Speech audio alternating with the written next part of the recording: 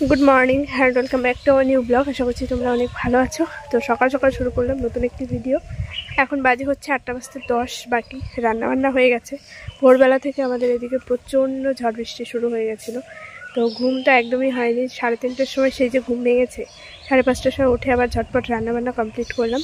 আর ওই যে তোমার দাদাভাই রেডি হয়ে গেছে কাজে যাওয়ার জন্য, আর আমিও রেডি হয়ে গেছি। ও বাড়িতে যাবো, বাবাকে ডাক্তার দেখানোর আছে। তো দেখা যাক ও বাড়িতে যাই, কি হয় না হয় সেটা তোমরা ব্লগে দেখতে পাবে। চলো,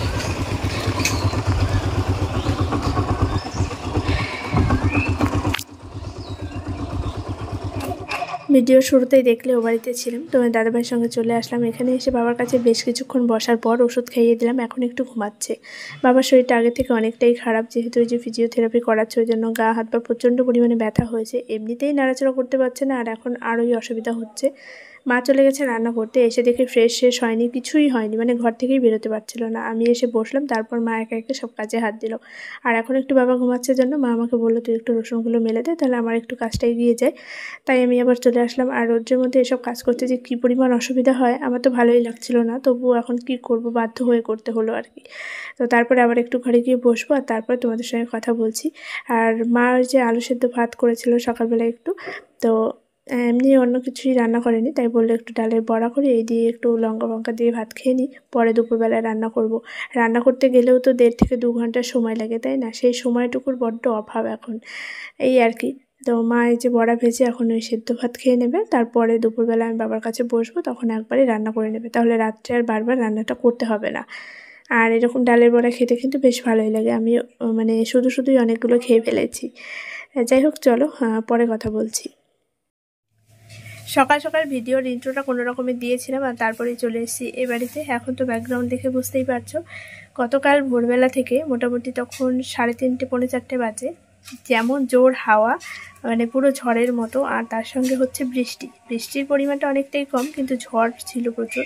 তো সেই অবস্থায় তোমার দাদাভাই ঘুম থেকে উঠে চলে যায় ছাদে ছিল অনেক রসুন আমাদের ছড়ানো। তো মা আরও মিলে দুজনের রসুন সব এক জায়গায় জড়ো করেছে, সব কুচকাচ করে ঢেকে রেখে তারপর পুরো ভিজতে সব কাজগুলো করেছে। তারপরে আর আমাদের ঘুম হয়নি, ঘুম ভেঙেছে আমার, কিন্তু ওই ঝড়ের মধ্যে আমাকে আর তোমার দাদাভাই যেতে দেয়নি। তো তারপর মানে ওই করতে করতে বেজে যায় 4:30টারও বেশি। আর তারপরে তখন আর কি ঘুমাবো, 5টা 5:30 বাজলে এবার ঘুম থেকে উঠতে হবে, আর ওই টাইমে যদি ঘুমাই তাহলে আর ঘুম নাও ভাঙতে পারে। তো সেই জন্য আর ঘুমাইনি, দুজনে গল্প করতে করতে হয়ে গেল সকাল। তারপরে 5:30টার সময় বৃষ্টি হচ্ছে, সেই বৃষ্টির মধ্যে ভিজে রান্নাটা করলাম। ডিমের ঝোল রান্না করেছিলাম, আর হচ্ছে বেগুন ভাজা। তো সব রান্নাবান্না কমপ্লিট করে তোমার দাদাভাইকে রেডি করে দিলাম, আর আমি এক গাল ভাত নিয়ে নিজেও খেয়েছি, আর ওকেও খাইয়ে দিয়েছি। খাবেই না, জোর করে আবার একটু খাইয়ে দিলাম। তারপরে তাড়াহুড়ো করে আবার ওর সঙ্গে বেরিয়ে চলে এসেছি। এখানে এসে খবর পেলাম একটু অন্যরকম, গতকাল ফিজিওথেরাপি করে গেছে। তো এখন যত দিন যাবে একটু মানে প্রেশার দিয়ে অন্যরকম টাইপের ব্যায়াম করানো হবে, একটু শরীরের উপর বেশি প্রেশার দিতে হবে, নাহলে তো তাড়াতাড়ি ঠিক হবে না, তাই না? তো বাবার পুরো শরীর ব্যথা হয়ে গেছে, পুরো গা হাত পা ব্যথা, এখন নড়াচড়াও করতে পারছে না। সেই নিয়ে সারা রাত প্রচণ্ড পরিমাণে জ্বালাতন করেছে, কেউ ঘুমাতে পারেনি।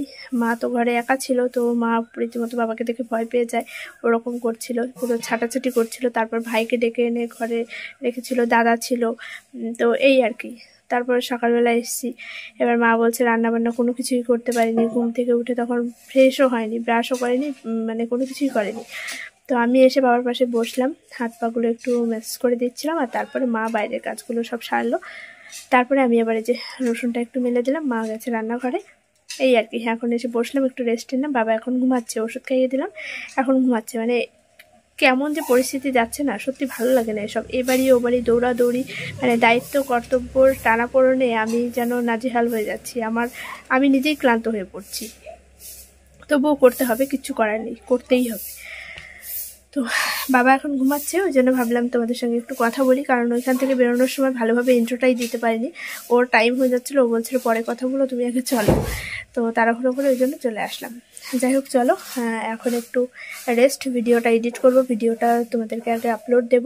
আর আমাদের এখানে কারেন্ট নেই, ওইদিকে কারেন্ট ছিল না, এখানে আসার পর দেখলাম এখানে কারেন্ট এসছে, কিন্তু বারবার যাওয়া আসা করছে কারেন্ট, জানি না কখন আসবে আর কখন ভিডিওটা আপলোড দেবো। ভেবেছিলাম অনেক সকাল সকাল ভিডিওটা তোমাদেরকে আপলোড দেবো, কিন্তু সেটা আর হবে না কারেন্টের জন্য।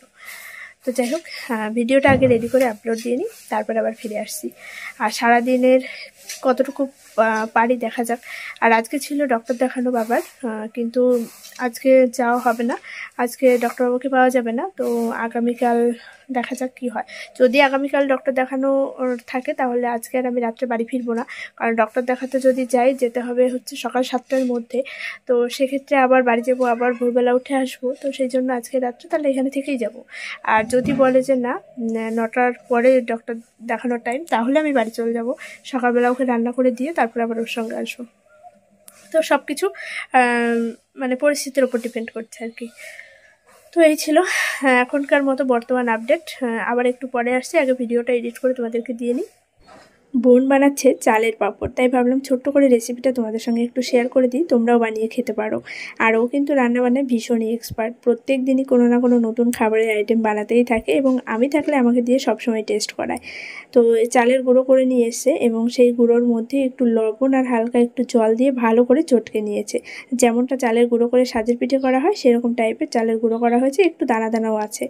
তো সেইটাকে আমি একটু ভালো করে রোল রোল করে শেপ করে দিচ্ছি এবং ওর মতো করে একটু শেপ বানিয়ে নিচ্ছে। আর প্রচণ্ড পরিমাণে মাছির উৎপাত, ওই জন্য ঢাকনা দিয়ে বারবার ঢেকে রাখতে হচ্ছে আর কি। তো যাই হোক, এরকম রেসিপি কিন্তু তোমরা বাড়িতে বানাতেই পারো এবং মুচমুচে একদম খাস্তা পাঁপড়, যেটা খেতে ভীষণই ভালো লাগে আর তোমার দাদাভাই খুব পছন্দ করে। ও আমার জন্য অনেকটা করে বানিয়েছে, তো সেইটা আমি পরে নিয়ে যাব, ও আগে পুরোটা রেডি করুক তারপর। আর এই পাঁপড়টা লাস্ট পর্যন্ত দেখতে কেমন হয় সেটাও তোমরা ভিডিওটা দেখতে থাকো। এখানে মোটামুটি 1.5 কিলো চালের পাঁপড় করা হবে আর পুরোটা শেপ দেওয়া হয়ে গেছে। এখন এই গামলার মধ্যে একটু জল দিয়ে তাতে ফুড কালার অ্যাড করা হয়েছে, যাতে এই পাঁপড়ের বাইরের সাইডটা একটু কালার হয় এবং ভেতরটা সাদা থাকে, তাহলে দেখতে অনেক বেশি সুন্দর লাগে। তো এই জন্য একটু ওই যে ফুড কালার দিয়ে জলটা ভালো করে ফুটিয়ে নিয়ে তার মধ্যে এবার একে একে রোলগুলোকে আমি ছেড়ে দেবো। তো এটা কিছুক্ষণ জাল হবে আর তারপরে এই জলটাকে ঝরিয়ে এই রোলগুলোকে ফ্রিজের মধ্যে রেখে দেবে, তাহলে একটু শক্ত শক্ত হয়ে যাবে আর তারপরে জিনিসটা কাটিং করতে অনেক বেশি ভালো হবে। যেহেতু চালের পাঁপড় ঝুরঝুরে হয়ে যায় সেই জন্য না ভেঙে যাওয়ার ভয় থাকে, তো এরকম নরম অবস্থায় কাটতে গেলে ভেঙে যেতে পারে। তো সেই জন্য ফ্রিজে রেখে কিছুক্ষণ ঠান্ডা করে একটু শক্ত হলে জমে গেলে ব্যাপারটা, তারপরে কাটলে অনেক বেশি ভালো হবে। তো লাস্ট পর্যন্ত কেমন হয় দেখতে সেটা তোমরা অবশ্যই দেখো এবং যদি তোমাদের পছন্দ হয় বাড়িতে তোমরা বানিয়ে খেতেই পারো। ভীষণই ভালো খেতে এবং খুব সহজ উপায়, কোনো রকম কোনো কিছু মিক্সড করতে হয় না, জাস্ট একটু লবণ অ্যাড করলেই হয়ে যায়। আর এই পাঁপড়টা খেয়ে আমার বর তো ভীষণই প্রশংসায় মুগ্ধ হয়ে গেছে, কতক্ষণে ওকে দেবে এই আর কি। তো যাই হোক, সন্ধেবেলায় আবার এই যে চলে আসলাম একটু চা করতে। বাড়িতে লোকজন তো সবসময় আসছে বাবাকে দেখতে, এক দাদু এবং দিদা এসছে, তো তাদেরকে আমি চা করে দিচ্ছি। আর এই সাইডে তোমার দাদাভাই আমাকে ক্যামেরা ধরে দিচ্ছে, ও কাজের থেকে চলে এসছে, ওকেও দেবো চা। আর ওইদিকে যে পাঁপড়টা তোমাদেরকে দেখালাম না যে রোল করে সব জলের মধ্যে ফোটাচ্ছিল, তো সেইটাকে ফ্রিজে রাখা হয়েছে, যখন বের করবে তখন তোমাদেরকে আমি কেটে দেখাবো। সবটা যদিও বা আজকে করা হয়নি, ফ্রিজেই আছে দুটো এমনি ওই রকম রোল নিয়ে আসা হয়েছে, তো সেই দুটো আমি কেটে তোমাদেরকে দেখাবো একটু পরে। আর এই পাঁপড়গুলো আমি খেয়েছি এর আগে একটা ভিডিওতে, হয়তো তোমাদের সঙ্গে শেয়ার করেছিলাম, ভীষণই ভালো লাগে খেতে। তোমরা চাইলে বাড়িতে বানিয়ে কিন্তু খেতে পারো। তো এই যে সন্ধেবেলায় বোন আমাকে বলছে নে তুই তো ভিডিও করবি, তাই দুটো বের করে নিয়ে আসলাম একটু দেখা। আর বাদবাকিগুলো ফ্রিজেই আছে, ওগুলো পরে ও ভালো করে কেটে রোদ্রে দিয়ে দেবে। তো এইটুকু জাস্ট তোমাদের সঙ্গে শেয়ার করার জন্য আমি নিয়ে আসলাম। এটা ছুরি দিয়ে কাটতে গেলে না ভেঙে যাওয়ার ভয় থাকে, যেহেতু অনেকটা পাতলা পাতলা করে কাটলে ভালো হয়, পাঁপড়টা অনেক পাতলা হবে, তাই জন্য এই যে এরকম করে আলু কাটি আমরা সেরকম টাইপের করে কেটে নিতে হচ্ছে। তো এভাবে অনেক বেশি ভালো হয়। আর তোমার দাদাভাই দেখে তো পাগল হয়ে যাচ্ছে, কতক্ষণে ভাজবে আর কতক্ষণে খাবে এরকমটা। যদিও বা আজকে আর ভাজিনি, কারণ এই জিনিসটা আবার রোদ্রে দিতে হবে তারপরে ভাজতে হবে, সেই জন্য আর ভাজা হয়নি।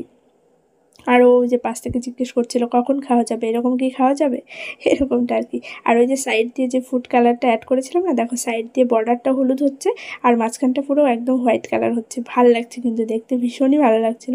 প্রথমে যখন আমি বোনকে দেখেছিলাম একদিন রোদ্রে দিয়েছিল, সেদিন আমি দেখে বলছি এটা কীভাবে তৈরি করে, কী করে সম্ভব এরকমটা।